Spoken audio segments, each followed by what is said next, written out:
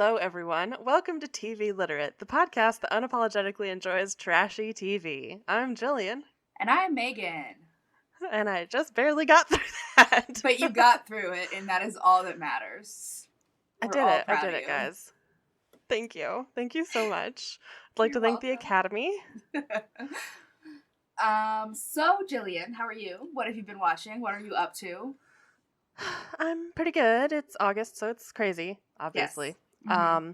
But I'm good. Living that house life, staying cool. Trying.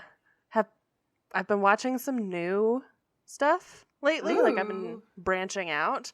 So Scary. we saw the Netflix documentary that came out called Memories of a Murderer, the tapes of Dennis Nelson, and I had kind of always known about Dennis Nelson and stuff, but just wanted to watch it. And then we paired that with the David Tennant BBC version where they did a 3-part fictional miniseries, and it was a really good evening. Nice. That sounds cool. I like that. I mean, minus the whole fact that he just murdered a whole lot of people and just flushed them down the toilet, it was a good evening. There's nothing we can do about that. Yeah. Already happened. Yeah. It didn't have anything to do with us. Well, and it's good too, because all he wanted was to get famous at the end of it. And they didn't do any of these documentaries or anything until 2018 when he died. So, good. Fuck him. Get fucked. Get fucked, Dennis.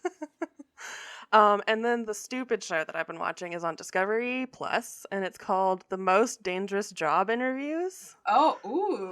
I am intrigued. So in the first episode, or kind of the first chunk of the season, they kind of follow people 1 or 2 episodes. There's a dude who's doing commercial scuba diving, where you have to go and patch ships in busy harbors and shit.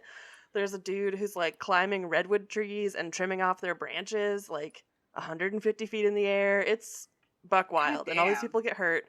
There's a bush pilot guy who got diverticulitis while he was in South Africa, and then he had to stop being a bush pilot because of it. And I was like, oh.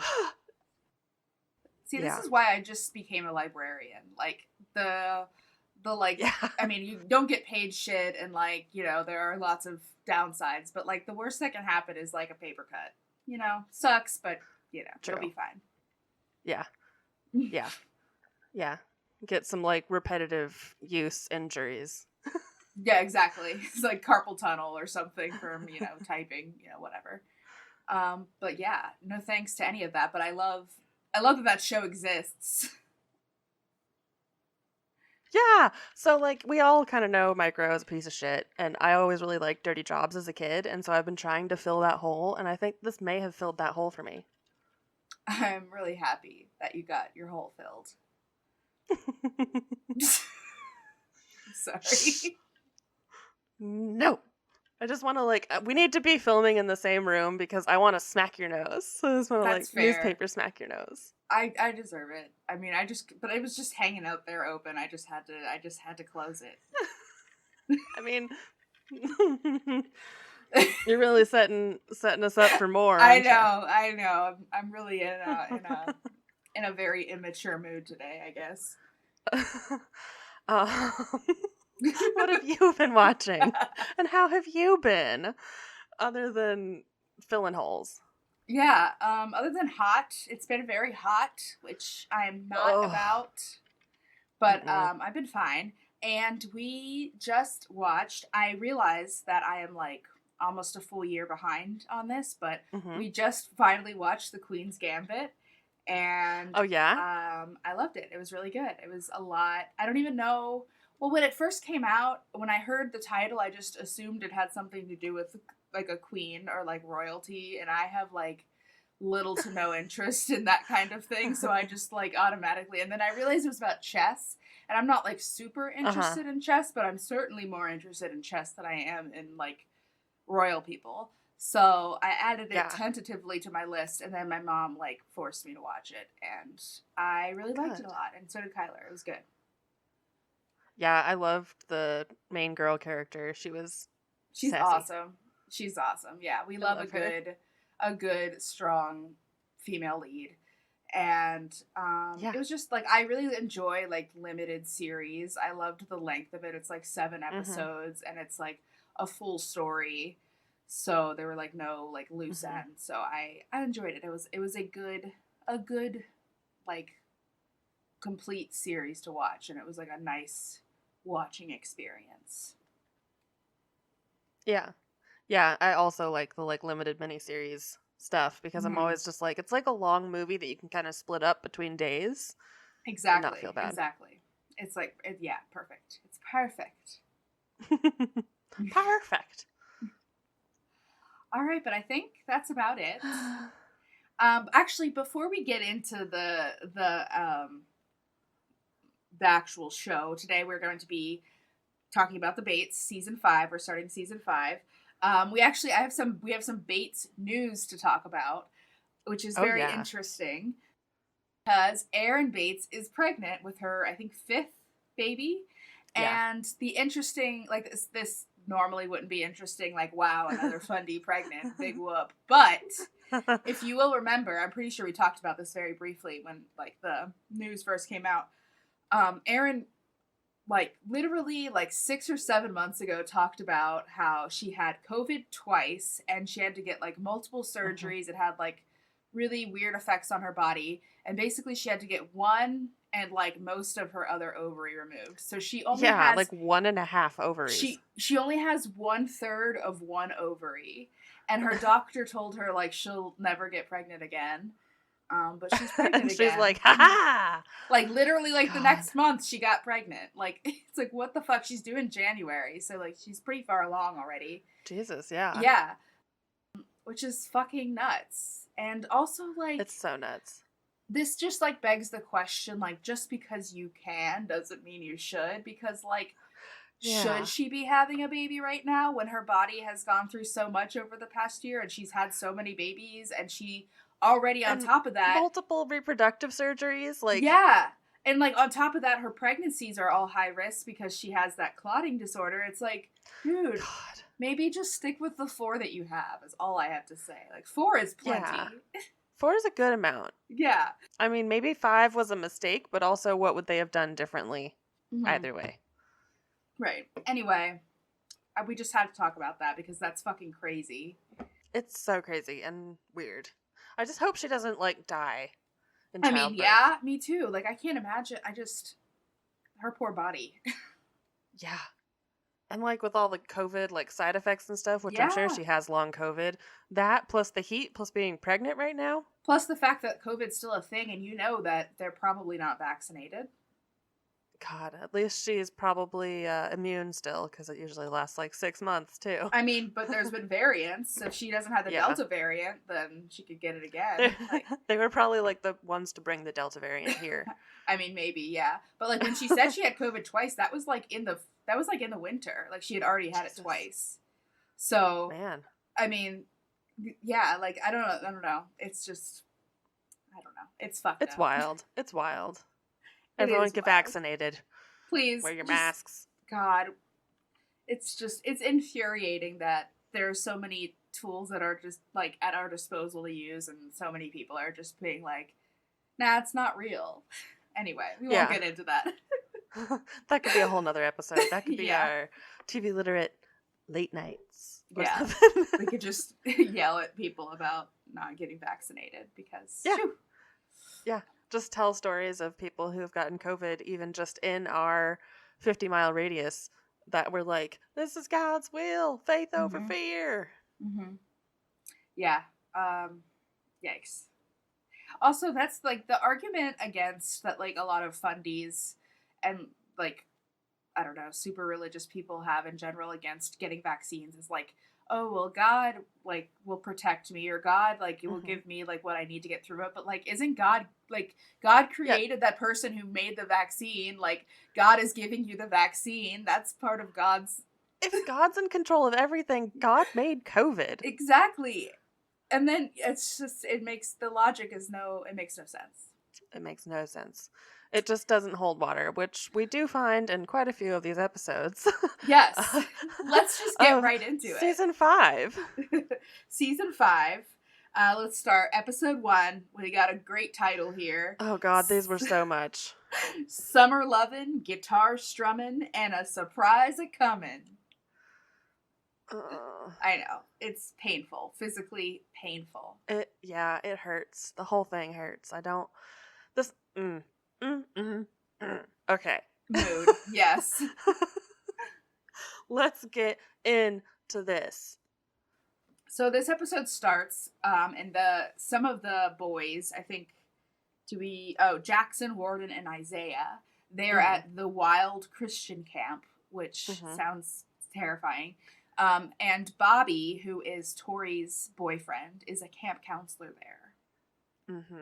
And this is one of their only times for them to see each other, because he lives in Florida, ew, and she lives in Tennessee, ew. Yeah. And so they get to see each other, which this is in North Carolina, half ew.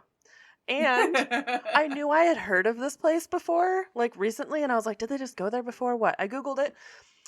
Dozens of COVID cases in 17 states traced to the Wilds Christian Summer Camp in North Carolina. 17 states. Yeah, that sounds right to me. Wow. Sorry. I wonder if any of the Bates kids were there this summer. They probably were.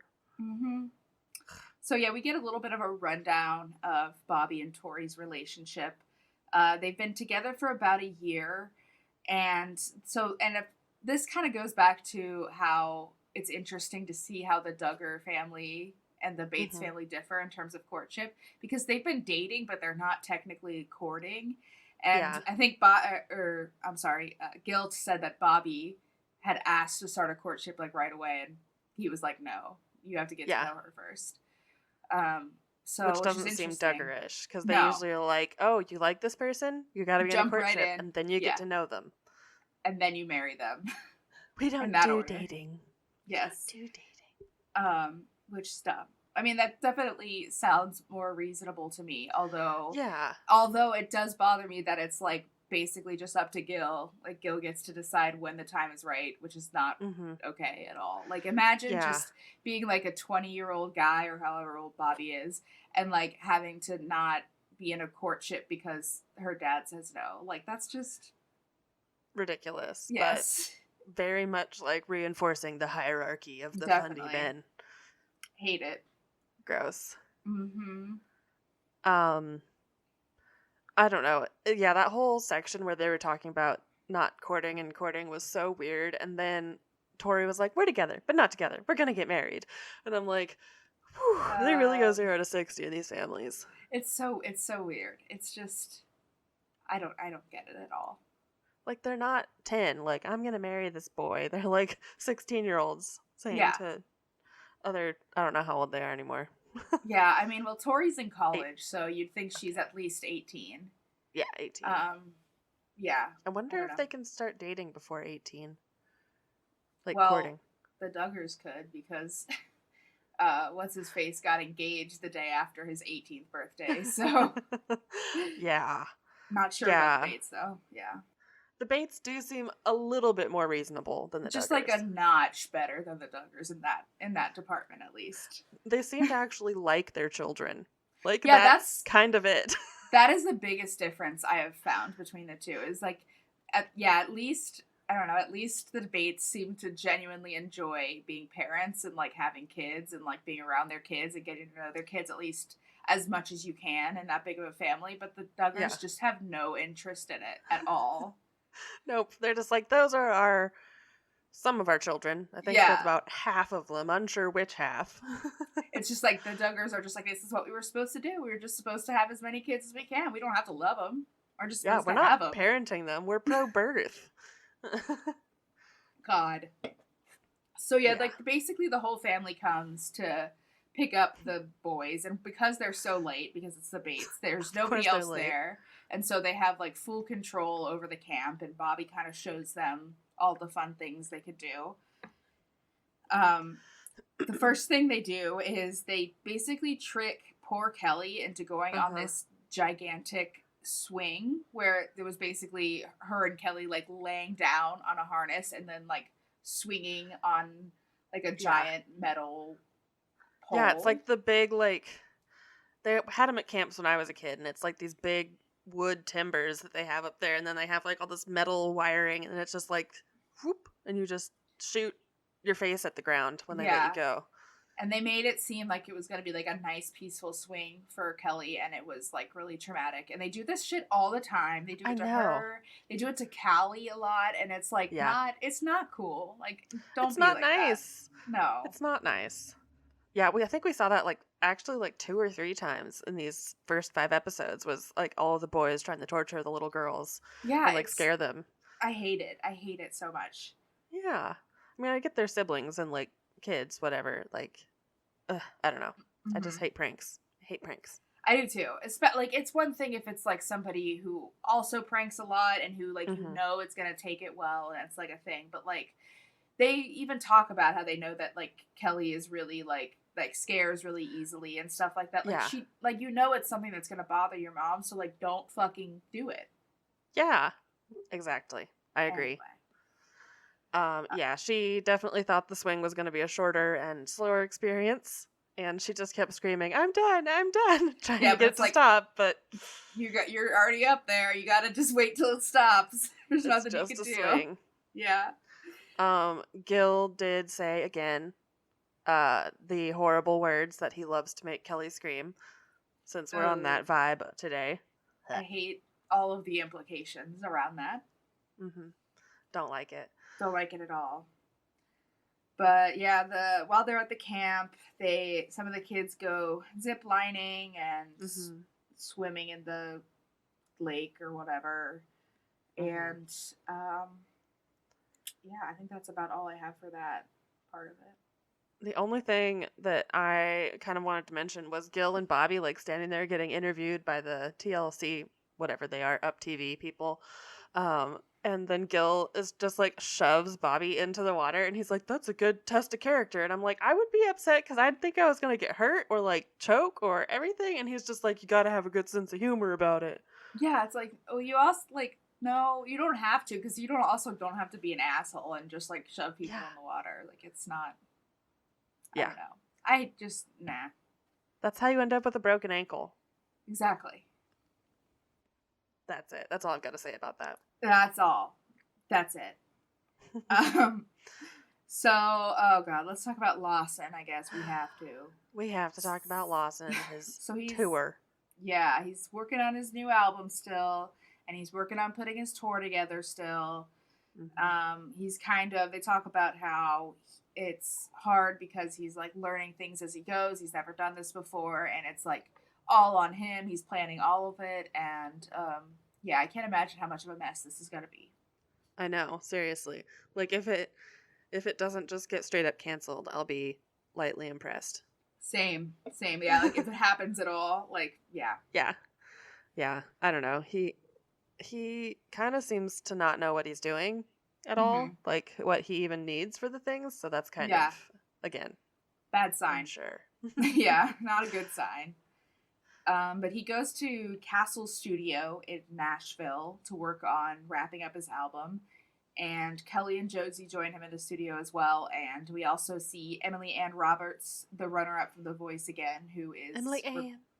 Emily Ann, who is recording parts on the album. And will also, I think, be on some of the tour dates. So, supposedly, tour dates. Yeah. Air quotes. Yes.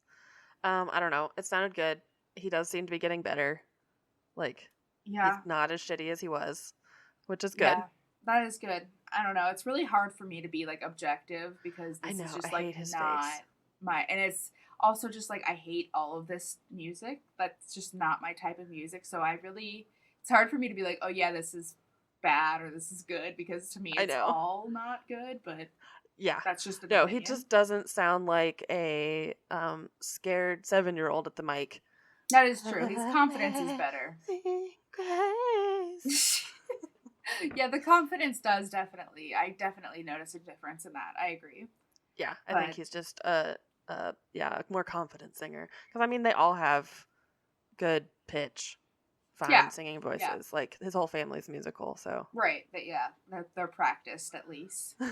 Really practiced at hymns. Hymns only. Right. Well, that's the only music that matters, Jillian. Yeah, can't dance to it, so it's good music. Exactly. which we'll get into the dancing in just a second, because the Dixie Stampede, which is now the Dolly Stampede, right? Yes. Auditions are coming up, and as we know, Trace is very interested in being a stunt writer for the Dixie Stampede. He wants to be a fancy horseman. Oh yes. So he wants to practice doing tricks and riding on horses in front of other people. So he brings some of the family to the horse farm area. I don't know. Ranch. The range. Corral. I don't know what it's called. Horse Something. area. The horse area. Horse park. Horseland. Horseland. To watch him practice. And yeah, I don't know. They talk a little bit about how they think he'll do. Nathan says he's not worried about Trace's writing skills, but he says he needs to work on his acting skills. Which is fair. I think that's probably the thing that you have to learn the most, because who learns how to be a Dixie Stampede person just riding out on their horse and doing tricks? Yeah, that's usually not the end goal you start. You start You're like, oh, I do this because I need to on my farm ranch, Horseland. Right. And Horseland, the farm ranch. The farm, Horseland Farm Ranch. That's where I live. Horseland Farm Ranch. Yeah. So he really wants to be in it. He does little runny barrels, and they just yell at him to smile the whole time, which was awkward as hell. Yeah, it was weird. I mean, it was just awkward. Yeah. But this is where we get to talk a little bit about dancing. Mm-hmm. Gil and Kelly are not normally fond of dancing. They they never considered doing any type of dance class with their kids, but they say that it's okay in Trace's situation that they would allow him to get dance lessons, because this is a direct quote. I think Gil said this. There are extremes in everything. Where's your heart? Do you want to do this in a good, uplifting way? Uh-huh. Do I want to dance on a fucking barrel wearing a sequined outfit? That's in a good uplifting way? It's good and uplifting. It's good. I mean, but what type of dancing is not good and uplifting in some way? Well, they were talking about how they don't like teenage dancing because they've got all those parts flinging around. Yeah, those teenagers with all those parts. All of them flinging. What the fuck? All those raves where everyone's just nude and flapping their dicks around. Happens. It's very common. Gil's been. I mean, I wouldn't be surprised. That's how he knows. Mm-hmm. But yeah, it's basically the Bates are footloose. They can do square dancing in the living room and nothing else. Exactly. It's silly. It's so silly. Because, first of all, if you were taking a dance class, you're not going to take, bump and grind dance class. No, it's they'd be doing, ballroom or, or ballet or something. Yeah. Even hip-hop is just, yeah. Hip-hop, it's good not and uplifting. It is. I feel very uplifted when I see hip-hop dancing, okay? Me too. Actually, I do love hip-hop dancing. It's fucking cool. It's so good. I just can't do any of it because I'm a whitest white girl when it comes to dancing. My body just does not work, and fair. It's a no-go for me, but I love people who can do it. Go for it. Yeah, shit. I watched that World of Dance J-Lo show for 3 seasons live. Yeah. Hell yeah. Live. You were committed. I was like, oh shit, it's Tuesday at 8 p.m. Gotta go watch my J-Lo show. Time for J-Lo. Gotta go, it's J-Lo. So yeah, moving on. We check in with some of the adult couples. So we see Zach and Whitney. They have lots of new firsts happening every day because they have 2 little ones. But Zach has had to work a lot of 12-hour shifts, so a lot of the pressure has been put on Whitney as expected. Yeah. Yeah. When you're a cop, you work long hours. Mm-hmm.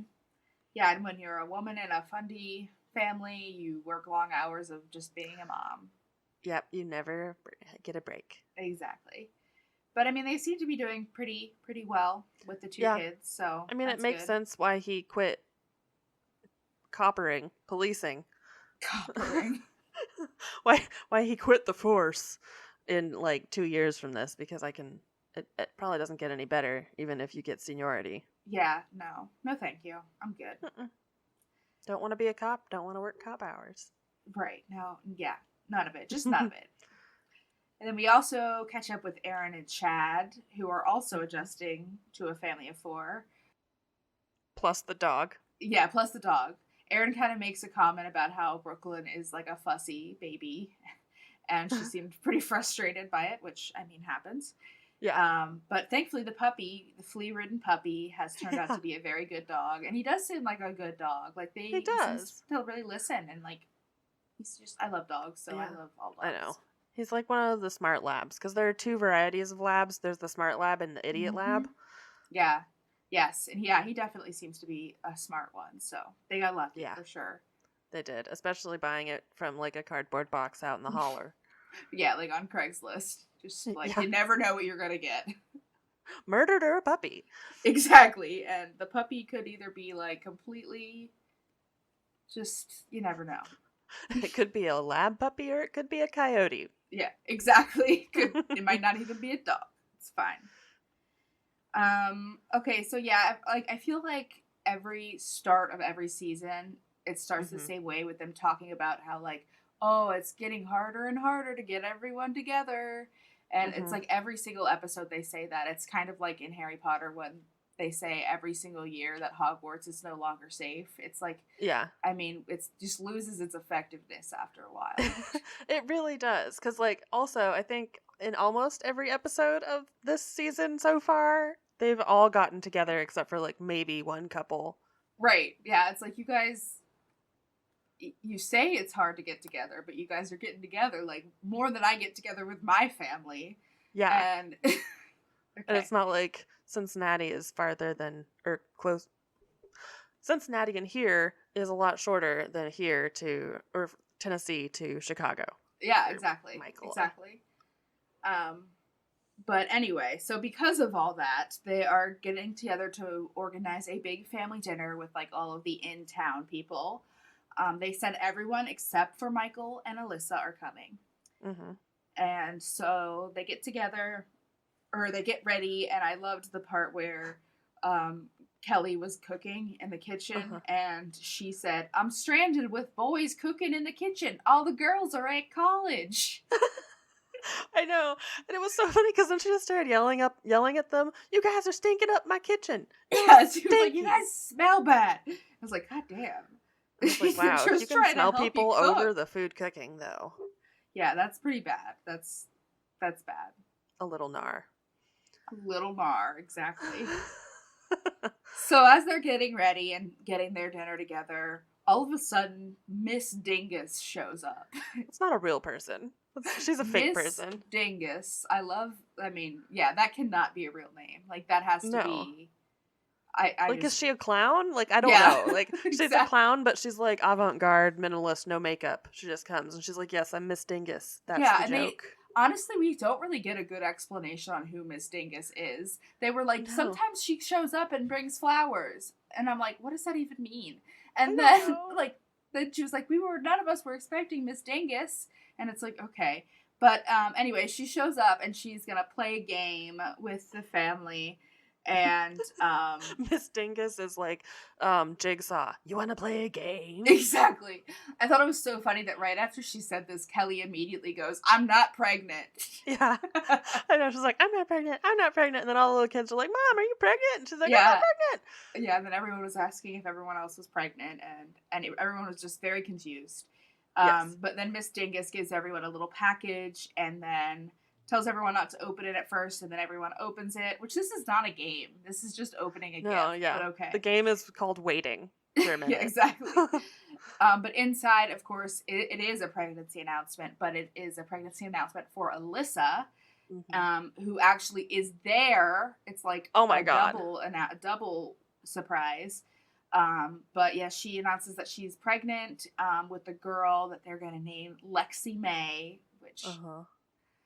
Lexi is a nickname. Like, why can't you give them like same with Allie? Like, her first name is just Allie. It's like, that's a nickname. Please just... It is kind of weird. Yeah, like, just be like Alexandra May and then just call her Lexi May. Yeah, It's just, I don't know. It's a just personal pet peeve of mine, but that's fine. Whatever. That's It's not fair. a. It's the like fuck, what's the thing called when you make cannot into can't? Contraction. Contraction. God. We're librarians. We are, but brains are hard to come Brains by are hard. in this fucking economy. A brain in this economy? Yeah, no, it's like now all of the white people names have gone from like really long, like Brendolay, and now it's switched to like just little contracted names, like it's always Lexi or Allie or whatever. Right. Yeah. I mean, there's nothing wrong with the name. It's fine. It's whatever.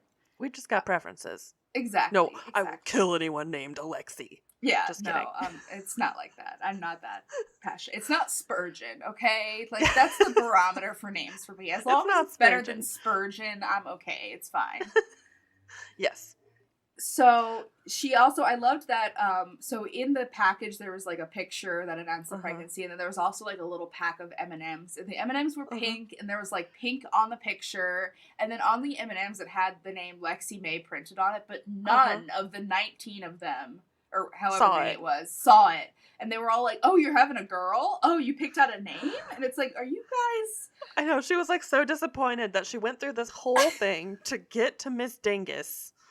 And have Miss Dingus bring these M&Ms. She's like, I worked off so hard on this and nobody forgot. It's like, they're like the least observant people in the world. Yeah.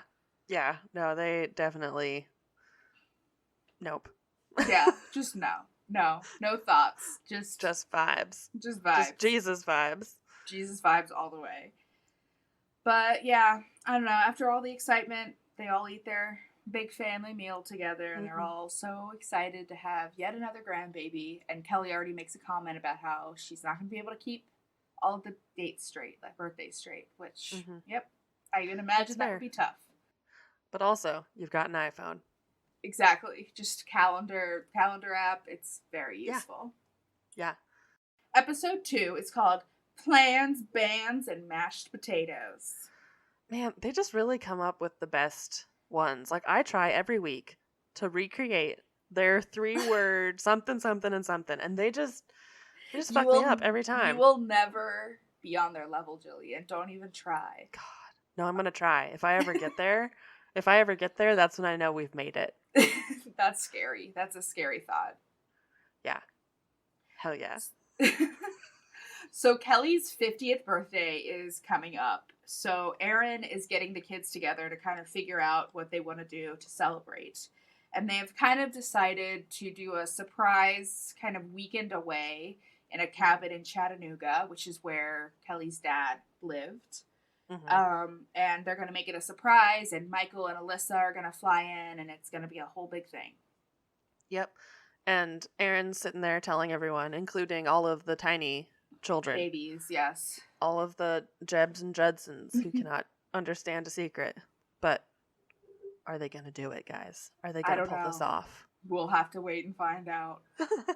But also, they make a plan where Brandon is going to make a video that has clips of, like, all the kids talking about what they like about their mom and, you know, that kind of thing. Yeah, which is cute. I thought that was a cute idea. That was a good present, since they don't like doing gifts. Right. Well, and especially, like, Kelly is totally the type of person that is like a cheese ball, which this is not a criticism, but, like, that's the kind of thing that she would totally like. So it was a good thought, and a good thought, like, based on Kelly personally. So yeah, she seems like one of the people who unironically enjoys a Hallmark store. Definitely. Which is just a wholesome kind of person. Yes. Oh god, this episode was a mess. Yeah, there was just, like, all kinds of stuff. It's pretty disjointed. It was just like whatever, all the clips of stuff that we couldn't find another episode for.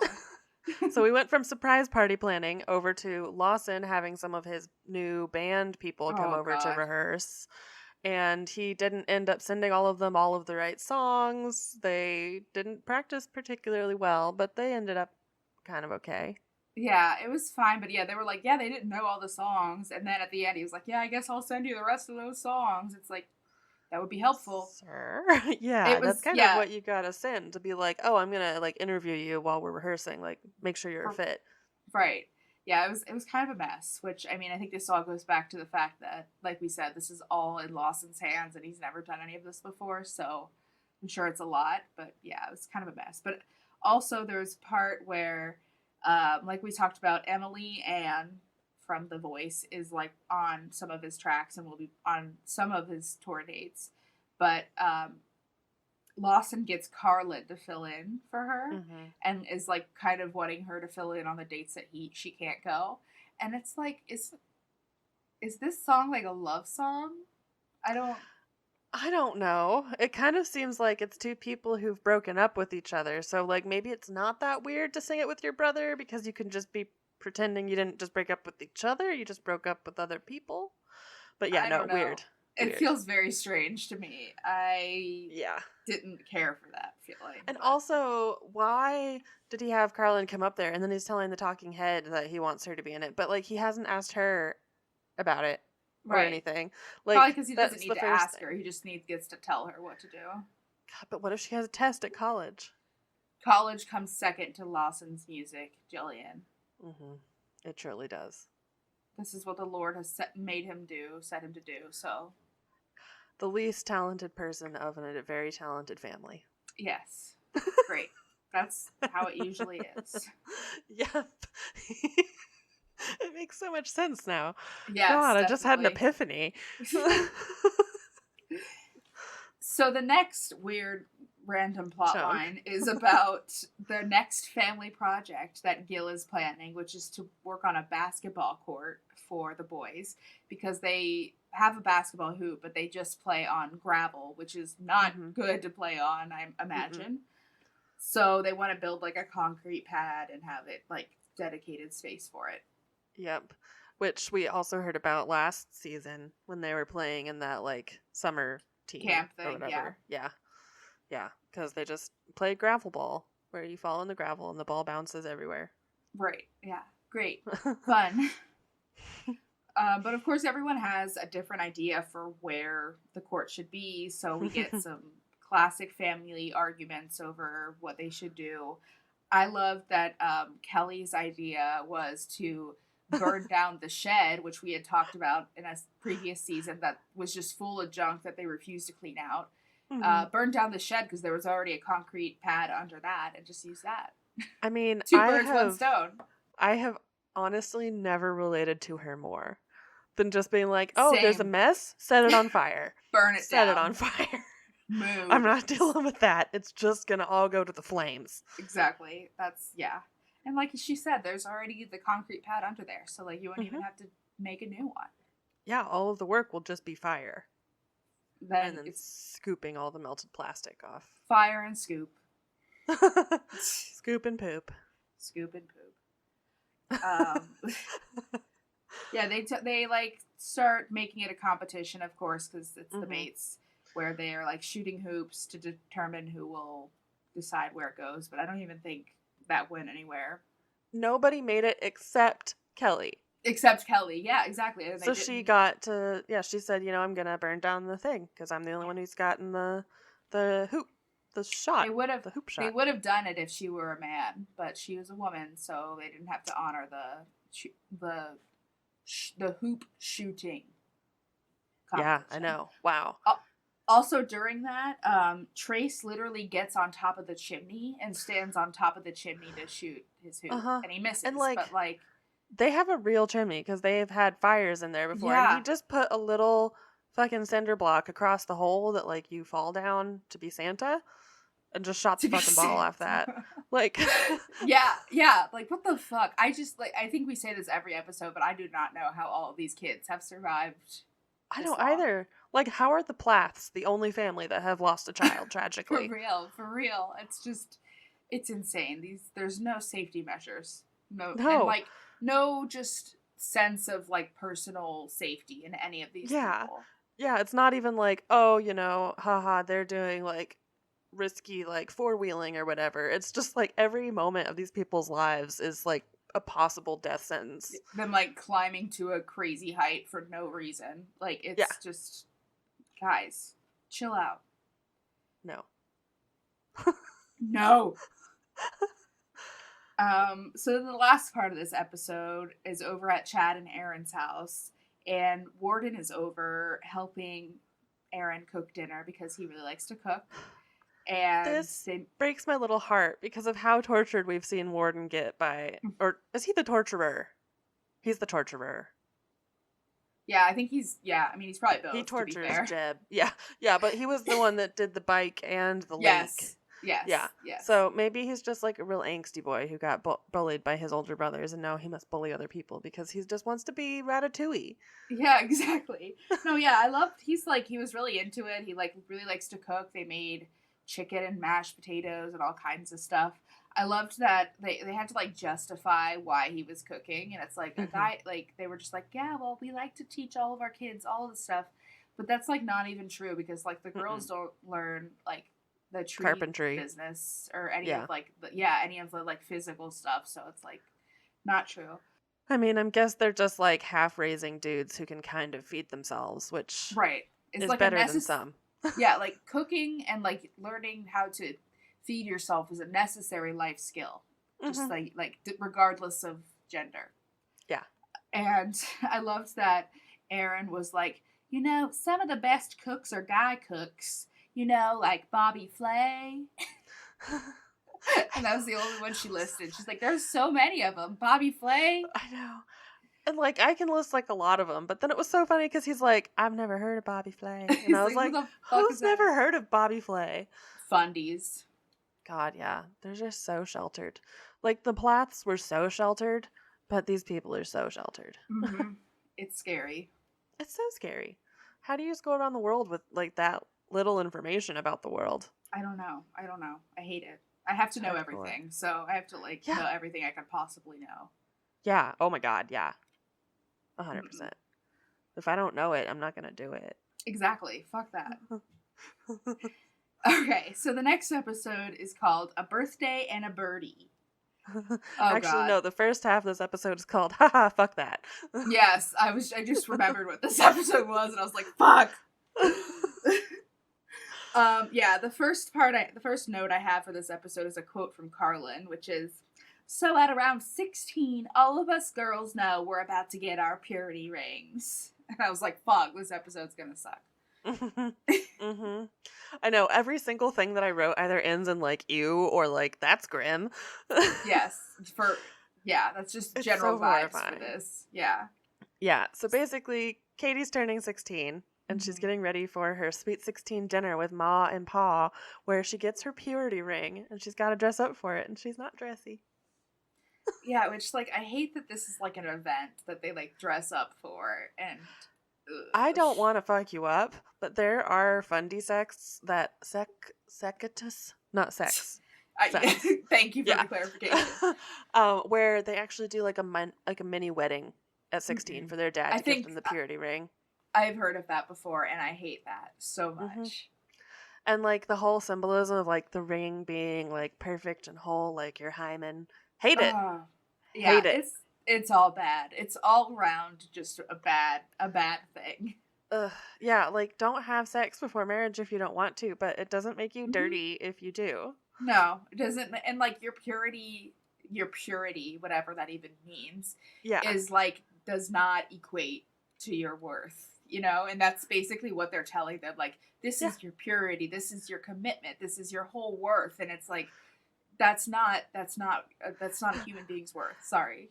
Well, it is to fundy men, because that's all women are worth, is they've got to be unplucked. Hate it. Everything's so gross. Fucking Gil got her white flowers, because white is for purity. Oh, God. I just, this whole part, I was just it curled up in a ball, cringed, because gross. I turned it on 1.25 speed because I just couldn't. I was just like, I need to get through this. Yeah, I just gotta go. Up TV producers did a surprising thing to me. They asked all the dudes, well, why don't guys get purity rings? Mm-hmm. Well, and then That I was hated it interesting. because, like, Lawson and Nathan and Zach were all like, I don't know, it's not fucking fair. They get all these rings, we don't get anything. And it's like, Yeah. you guys have no, like, you guys do not, I mean, I know it's like you guys are partially joking, but also I'm sure that there is some of that type of jealousy, especially among, like, a family that's so big. Like, Mm-hmm. anytime one of your siblings is going to get more attention, that's going to be, like, an opportunity for jealousy. Yeah. So, but like this is not something you should be jealous over. It's No. not at all. No, it's not saying, oh, your father loves you and wants you to be safe until you get married and you can be protected by somebody else, because even that's a little fucking iffy. It's like, your father says that your only worth is that you do not bang anybody.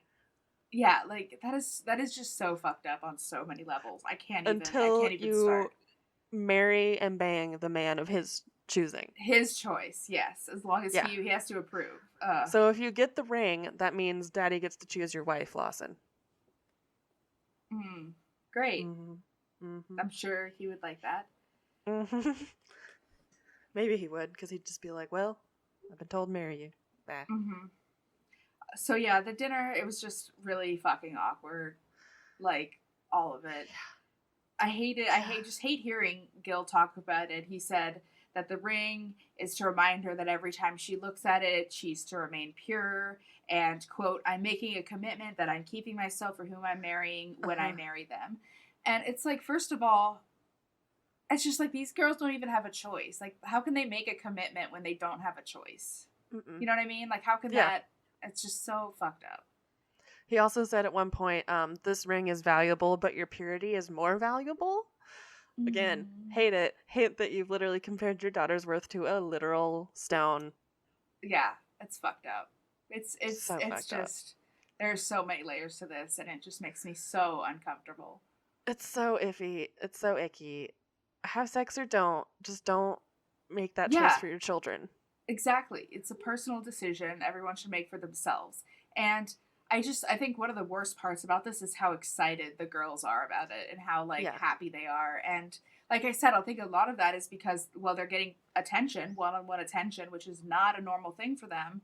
But it's like, it's just all of this has been so hyped up for them their whole lives. And that's fucked. Yeah. And you get to do what your big sister had to do. Like, there's God. so many ways that they've just, like, pulled them into being excited for this, like, deeply weird, controlling, ugh. Yeah. And, like, the other thing that grinds my gears about the whole purity ring thing, which will be quick, is that they don't teach them anything about sex or anything. Yeah. But then they're like, just don't have it. Just no. Yeah, that's not enough. That's not enough education on sex. Mm-mm. Sorry. Mm-mm. God. You gotta give everybody all the details for them to sign that contract. Exactly. That's like I'm saying, like they're like committing to this without even knowing what they're committing to. And it's like they have no choice and no other perspectives to consult at all. And it's so bad. Yeah, it's you have sex and you will die, not like, oh, I had premarital sex and I was fine, but I decided to wait until I got married after that. Mm-hmm. Like, yeah. Oh, God. All right, let's move on because I can't do it anymore. So, I guess like given this whole thing about this new church that they bought, I don't know. Gil's been looking for a new church location for many years. They finally found a church building for sale and they bought it. They bought a little steeple for it because Kelly was sad that it didn't look like a country church. Yeah. It wasn't a little steeple, by the way. It was a big steeple. It was a big old steeple. It was a good steeple, though. But doesn't really fit the church because it's like one of those red roof churches. Yeah. It was weird. It's like putting a steeple on one of those storage unit places. That's what it looked like. Definitely. It does feel very out of place, for sure. Yeah. This whole thing is that they needed a church because they've been having church in a hotel, which is weird.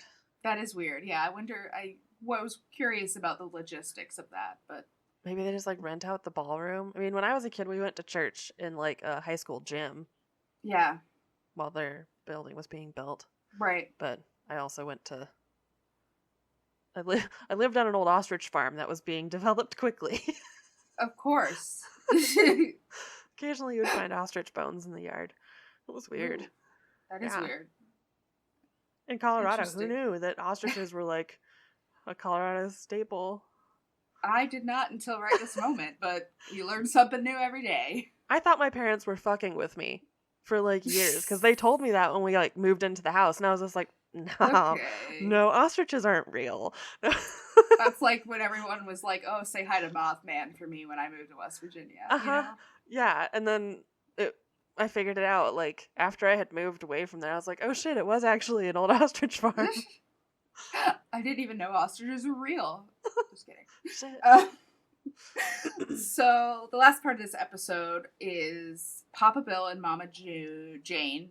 It's Jane, right? Not June. Mama okay, Jane, yeah. not Mama June. Mama Mama Jane. June is a different franchise. Yes, that's from Honey Boo Boo. That's what I'm thinking. Thank you. Yes. Anyway, they're in town, and Papa Bill is playing golf with Gil and Lawson. And I just have to say, Lawson would love golf. Like, that fits so perfectly in my brain. And again, he loves golf, but he fucking sucks at it. You mean, yeah. Yeah. The boy just doesn't give up. He's got a lot of determination. He does, and a lot of confidence. Yep.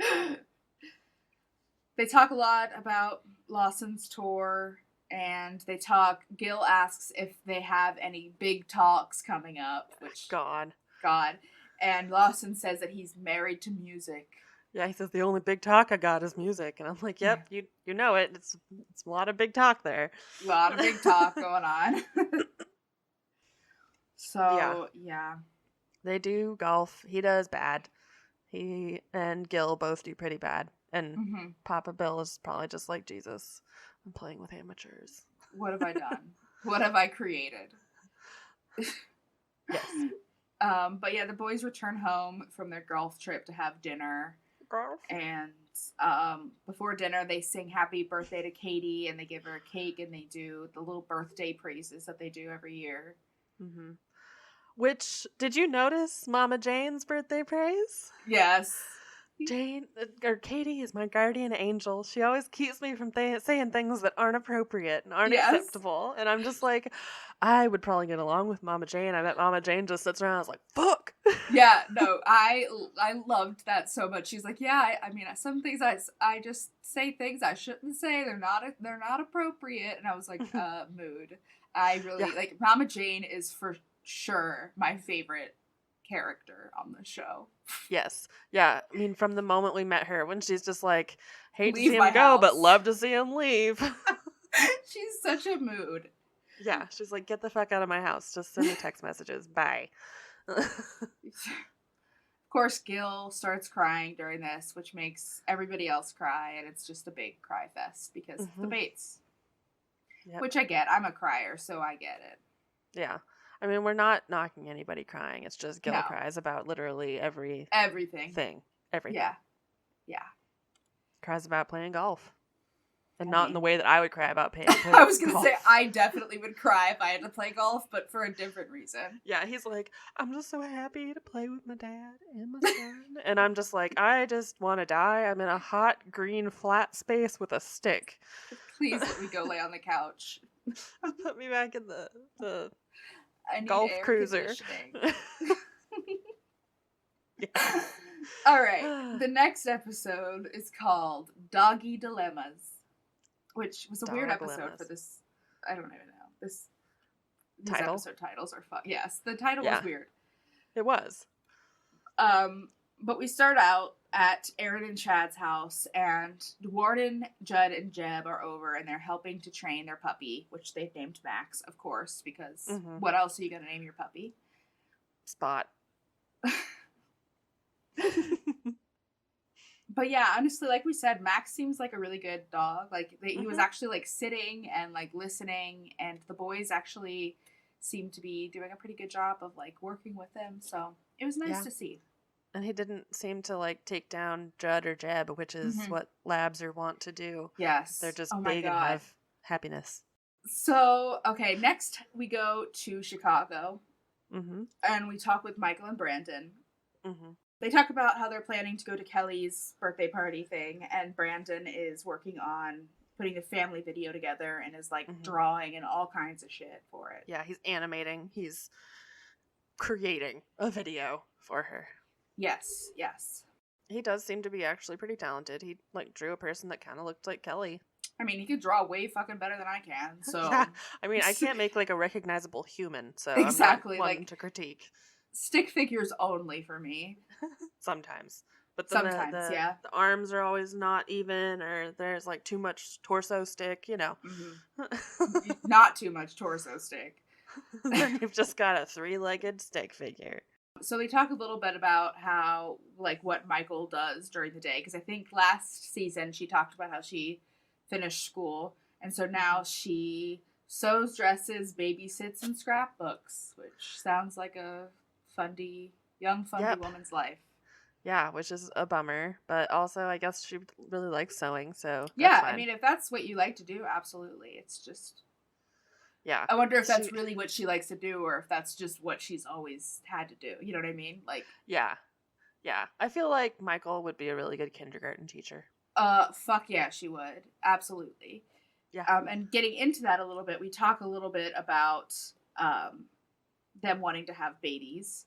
And she says that, you know, they've been married about a year at this point, which I can't believe it's only been a year. They make so many seasons of this show. Holy shit. But it's been a year since they've been married. So essentially, I guess that means they've been trying for a baby for a year, which, if you didn't know, that is about almost all reproductively healthy couples can conceive within a year. That's the stat that most OBGYNs will state. So once you hit a year, you got to start doing some investigating. Yeah, well, if that's, yeah, exactly. That's, if you want a baby. That was my experience too.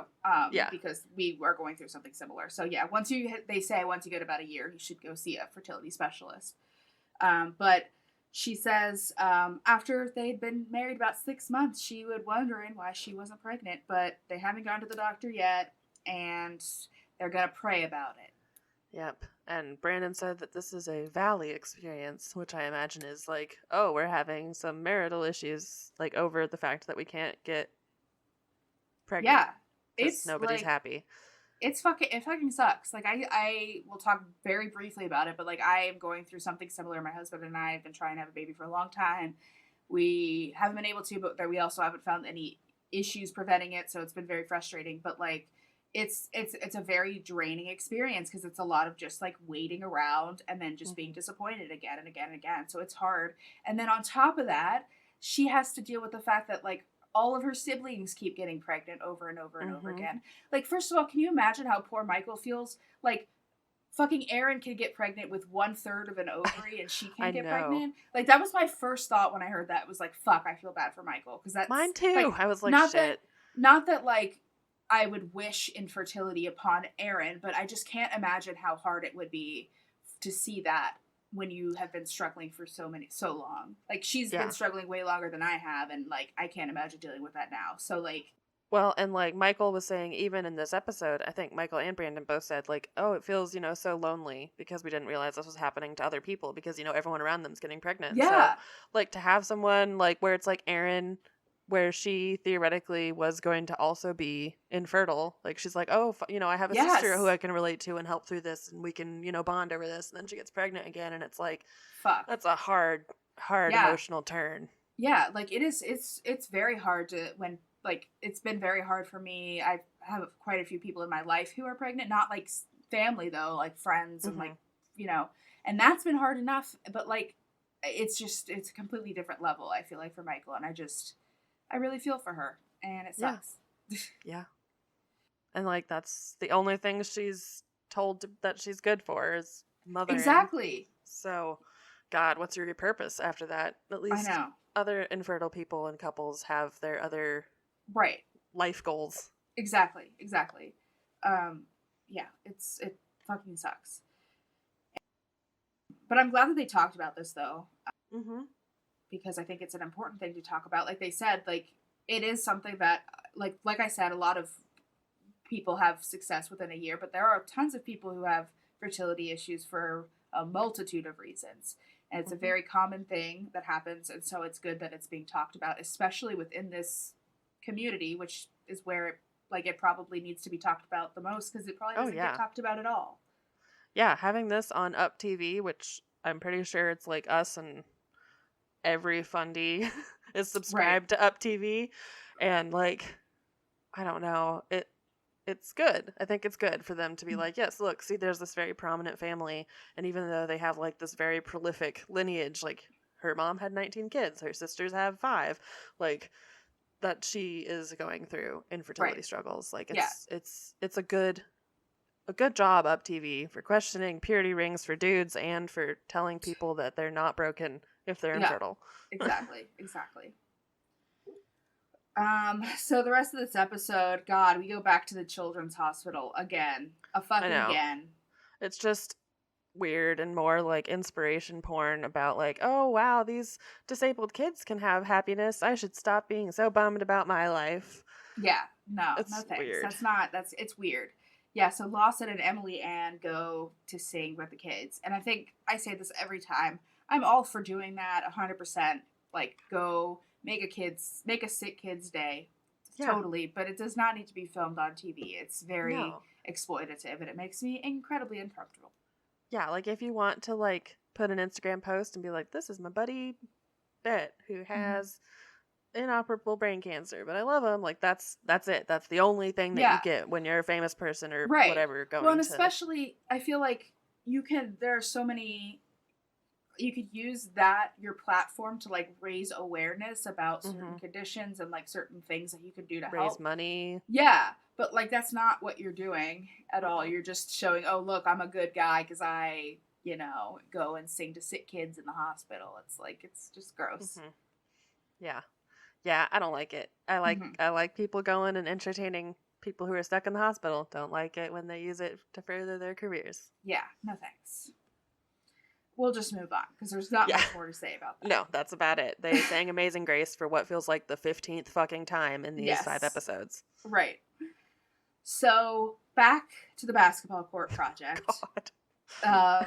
Finally, the boys ended up moving a ton of rocks out of the way to clear a spot for the court. And so they prep the area for concrete, and they're waiting for the concrete truck to come, and the concrete truck just never fucking comes. I know. I'm sure Gil hired like literally the cheapest concrete place. Yeah. So they're just like, yeah, we've got concrete. JK. And just never fucking comes. So they like are waiting around the whole day, all ready to go, and it never comes. So they have to do the same thing again the next day, but they get a new company to come. And so they, fill in the area with concrete. But I loved that Gil got the literal bare minimum amount of concrete that he could have to cover the area, and so they were like short a little bit, and they had to go through and like flatten it even more and make it even like less even just to get it all covered. Right. Oh damn. I was looking to see how much a yard of concrete costs, and it's $125 a yard. Damn. I get why he was like 1 yard short. This is the only time I've ever been like, okay, I would have probably made that decision too, Gil. Yeah, but it is very classic Gil to just be like, cutting the corners wherever you can. Just so much, just always.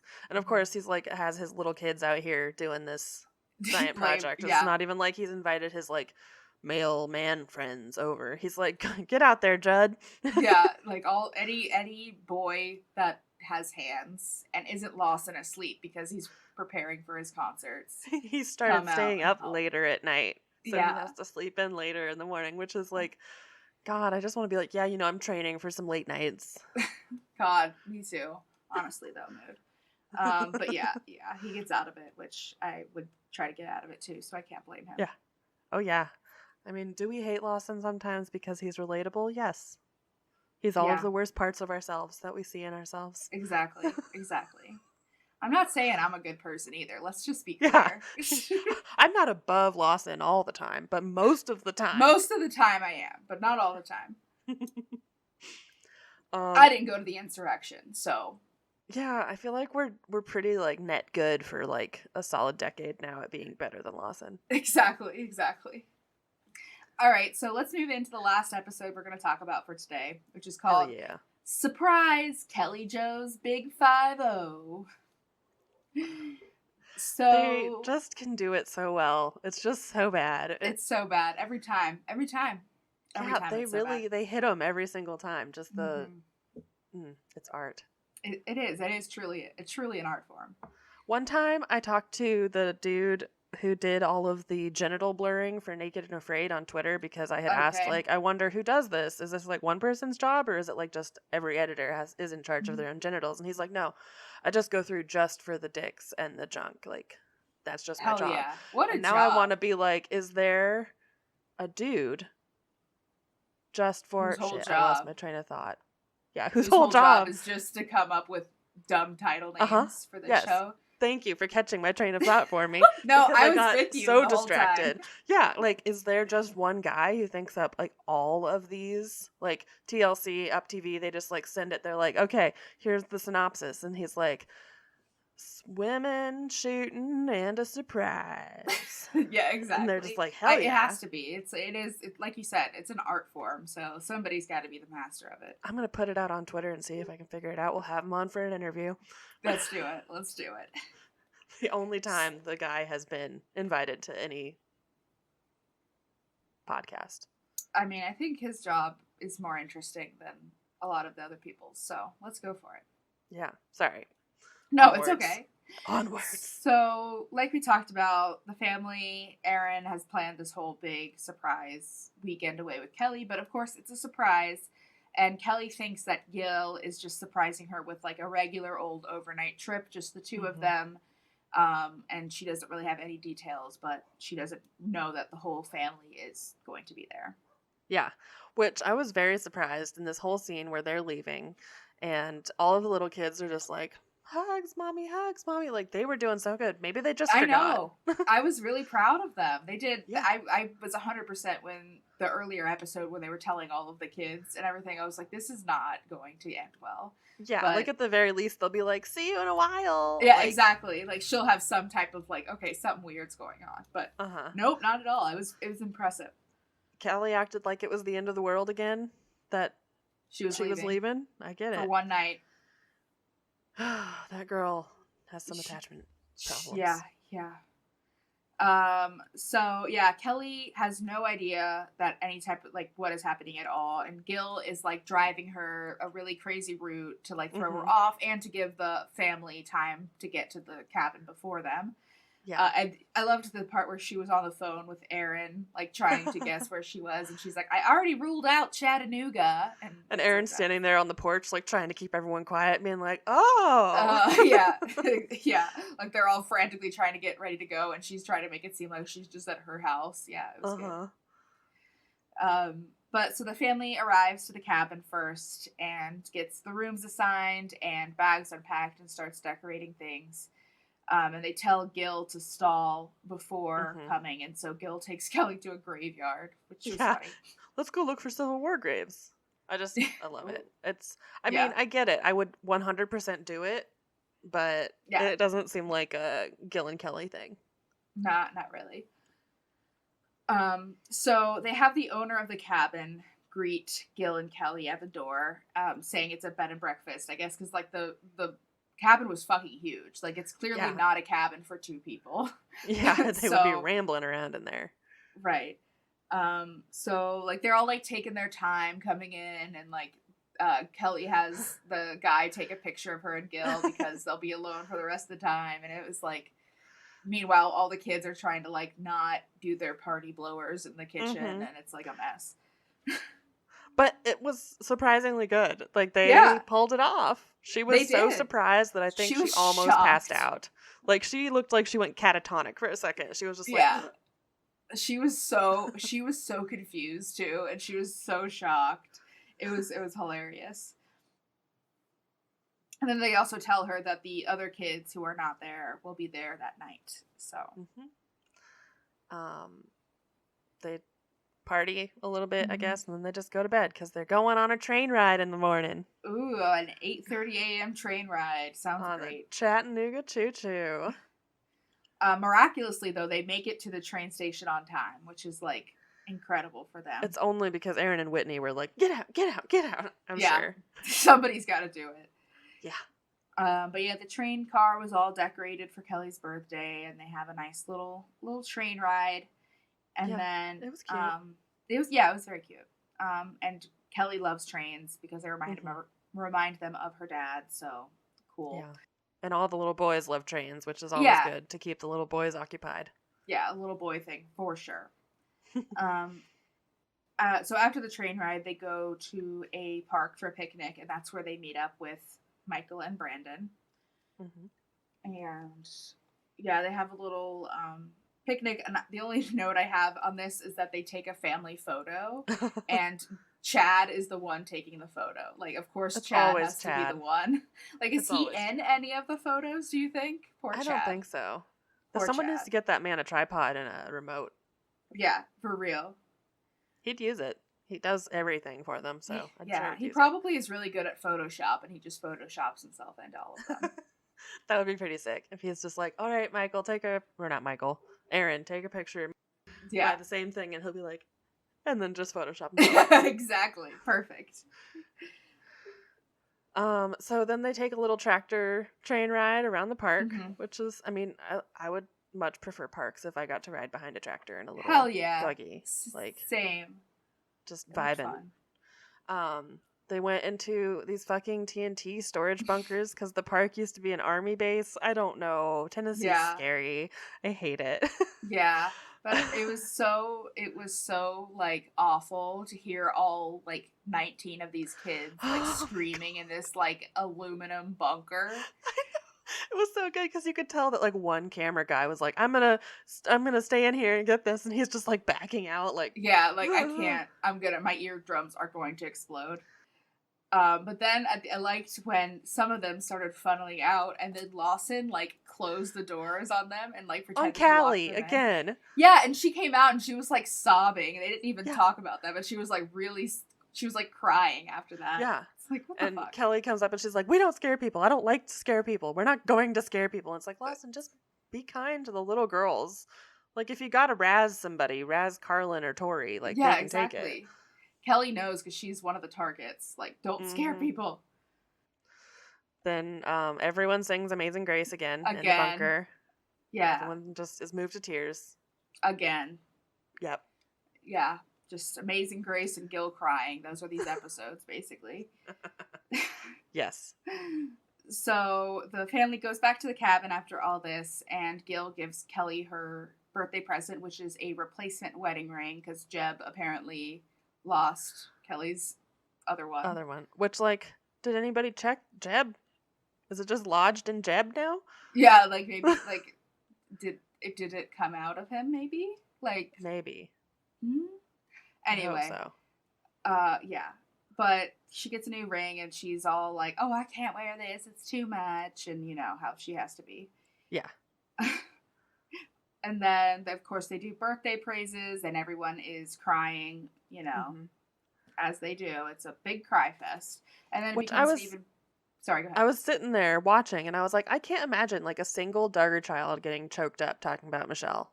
No, none of them. Be like, oh, you're such a gracious mom, and you teach me that God is my whole life.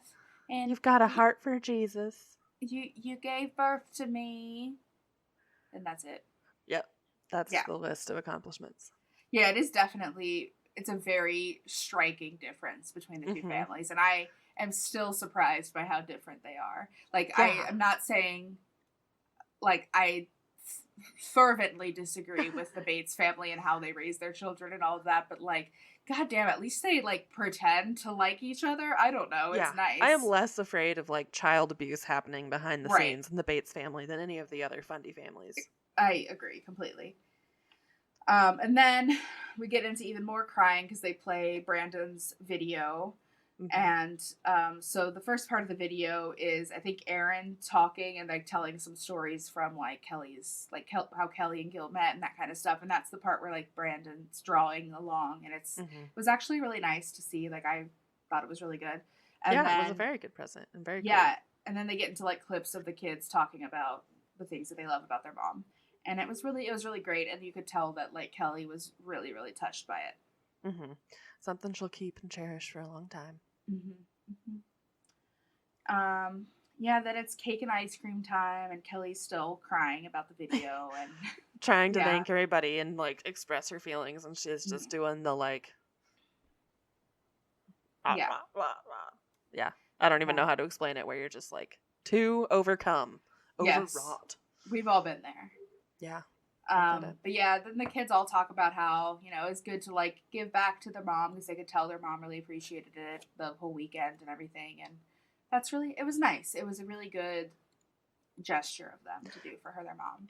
It was like they actually did something thoughtful and, like, yeah, and like catered towards her. And yeah, and I like that they put, like, thought into, like, oh, she likes trains, so we'll go on a train ride. Like, oh, she's really into, like, cheesy family shit, so let's make this video for her. Like, it was all very catered to Kelly, which is let's go to Chattanooga because that's where her dad's from, and she has lots of feelings about it. Like, it's not like, we're gonna go here because this is where Dad wanted to go, and we're gonna do what Dad wants because he's the yeah. It was good. I liked that. Yeah.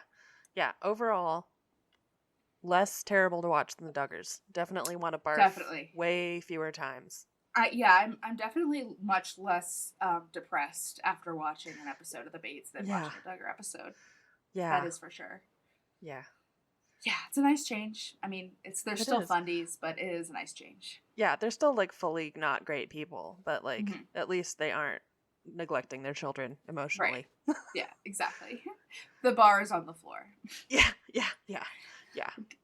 But I think that about wraps us up for this week. We will continue on with season 5 of The Bates next week. But in the meantime, if you have anything to say about this episode or any of our other episodes, if you have anything to say about the new Aaron Bates pregnancy news, or if you have any suggestions of things that you would like us to watch in the future, you can send us an email at tvliterate@gmail.com.